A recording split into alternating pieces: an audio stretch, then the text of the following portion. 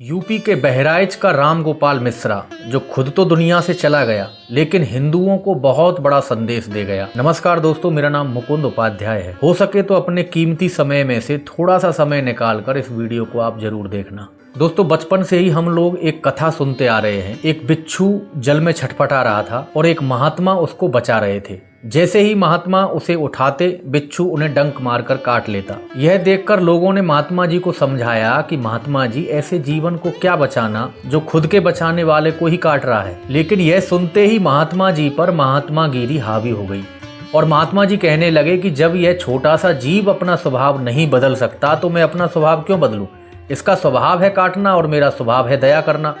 दोस्तों, यह कहानी बस यहीं तक आपने सुनी होगी, लेकिन इसके आगे की जो कहानी है उसको भी सुन लीजिए। लोगों ने उस महात्मा जी और बिच्छू वाली बात को भुला दिया और महात्मा अपनी महात्मागिरी में लगे रहे। महात्मा जी जब भी नदी में स्नान करने जाते और जो भी बिच्छू उनको दिखता उसको ही बचा लेते। इसी प्रकार महात्मा जी ने ढेरों बिच्छू बचा बचा कर अपने इर्द गिर्द जमा कर लिए। चूंकि बिच्छुओं की जो प्रजनन दर है वो बहुत तेज होती है, इसलिए बहुत जल्द ही हर तरफ बिच्छू ही बिच्छू नजर आने लगे। अब वो सभी बिच्छू जो पहले छूने पर ही डंक मारते थे, अब बिना छुए ही महात्मा जी को काटने लगे। यहाँ तक कि उनकी ध्यान साधना, भजन, पूजा सब में वो व्यवधान डालने लगे। परेशान होकर महात्मा जी बिच्छुओं से बोले कि अरे भाई, मुझको मेरा स्वाध्याय, भजन, पूजा तो करने दो जिसके लिए मैं महात्मा बना हूँ। उस पर बिच्छुओं ने कहा कि महात्मा जी, अब हमारी संख्या ज्यादा है, इसलिए अब रहना है तो हम जैसे बन के रहो, वरना हम तुम्हारा जीवन ही समाप्त कर देंगे। यह सुनकर हैरान परेशान महात्मा जी ने डंडा लेकर बिच्छुओं की खातिरदारी करनी शुरू कर दी। झट से सारी बिच्छू जमात चिल्लाने लगी कि तुम तो महात्मा हो, तुमको हिंसा नहीं करनी चाहिए। अरे तुम तो वसुदेव कुटुंबकम वाले लोग हो, तुम अपना स्वभाव कैसे बदल सकते हो? तुम हिंसक कैसे हो सकते हो? असल में इसमें गलती बिच्छुओं की नहीं थी, गलती महात्मा जी की थी, क्योंकि सांप और बिच्छू का स्वभाव ही है काटना और सांपों की वो प्रवृत्ति कभी बदल नहीं सकती। उसको तो एक दिन डसना ही है, फिर आप उसे दूध पिलाओ या न पिलाओ। ठीक यही प्रवृत्ति भारत में दाढ़ी वाले हरे बिच्छुओं में भी पाई जाती है। पहले वो आपके गली मोहल्ले, सड़क, फुटपाथ पर लाचार से पड़े दिखेंगे, लेकिन अगर आपने उनकी बेचारगी पर दया करके किसी भी मूंछ कटे बिच्छू को शरण दे दी तो कुछ दिन बाद वो कहेगा कि मुझको हलाल खाना दो। यदि आपने उसके मन को रखने के लिए हलाल खाना दे भी दिया, अगली बार वो कहेगा मुझको रोजगार दो जिससे कि मैं अपनी रोजी रोटी खुद कमा सकूं। अगर आपने वो भी कर दिया, उसको रोजगार दे दिया, फिर वो कहेगा कि मेरे फसूल को सम्मान दो। फसूल को सम्मान देने के बाद फिर आपत्ति करेगा कि आपका राष्ट्रगान नहीं गाऊंगा, वंदे मातरम नहीं बोलूंगा। और तो और यदि आप अपनी देवी देवताओं की कोई यात्रा या उत्सव भी मनाओगे, वो भी नहीं करने दूंगा और आपको इस बात से कोई परेशानी नहीं होनी चाहिए। और इसका जीता जागता उदाहरण वर्तमान में उत्तर प्रदेश के बहराइच का आपके सामने है। हिंदुओं और सनातन धर्म के खिलाफ ऐसी नफरत जिसने हैवानियत की सारी हदें पार कर दी। उत्तर प्रदेश के बहराइच में विवाद सिर्फ इतना था कि मुस्लिम बाहुल्य क्षेत्र से दुर्गा विसर्जन यात्रा नहीं जाएगी, जबकि हिंदुओं का कहना था कि जब आपका ताजिया निकलता है तो हमको कोई परेशानी नहीं होती, तो आप लोगों को हमारी यात्रा से परेशानी क्यों?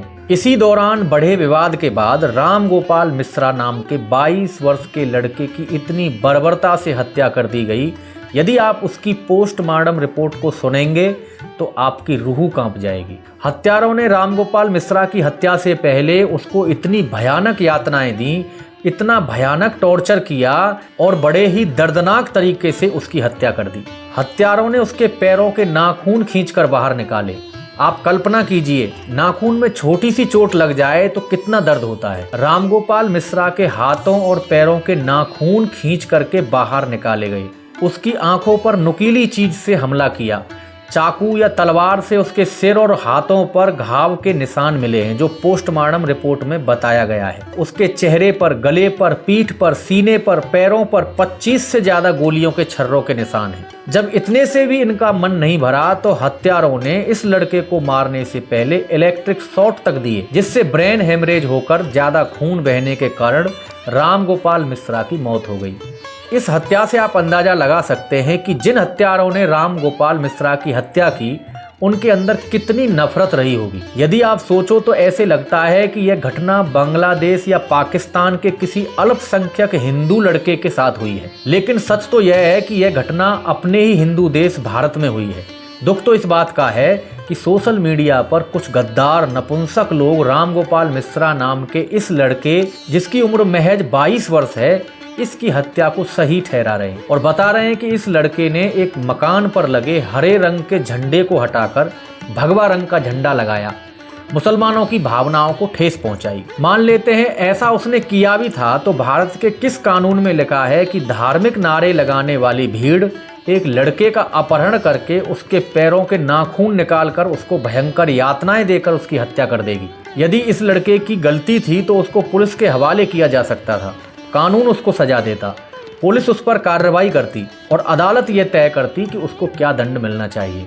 आतंकवादी अजमल कसाब, अफजल गुरु, याकूब मेमन को अदालतों ने ही सजा सुनाई है, तो यह तो एक साधारण परिवार का लड़का था। दोस्तों, आप एक बात को गौर कीजिए कि जब भी ऐसे शांतिप्रिय समुदाय के द्वारा सांप्रदायिक दंगों में हत्याएं होती हैं तो इतनी निर्ममता से हत्याएं क्यों की जाती हैं? इतनी नफरत इन लोगों के मन में कौन भरता है? एक जैसा ही तरीका आपको हर बार इस तरह की घटनाओं में दिखाई देगा। यह पहली बार नहीं है। वर्ष 2020 में दिल्ली में सांप्रदायिक दंगे हुए थे, तब भी कुछ लोगों ने अंकित शर्मा नाम के एक लड़के के शरीर को 51 बार चाकुओं से गोदकर उसकी निर्ममता से हत्या की थी और उसकी लाश को पास के एक गंदे नाले में फेंक दिया था। रामगोपाल मिश्रा 22 साल का था। 4 महीने पहले उसकी शादी हुई थी। उसका एक परिवार है, वह देश का नागरिक है। उस देश के सभी कानून उस पर भी लागू होते हैं, उस पर भी देश का संविधान लागू होता है।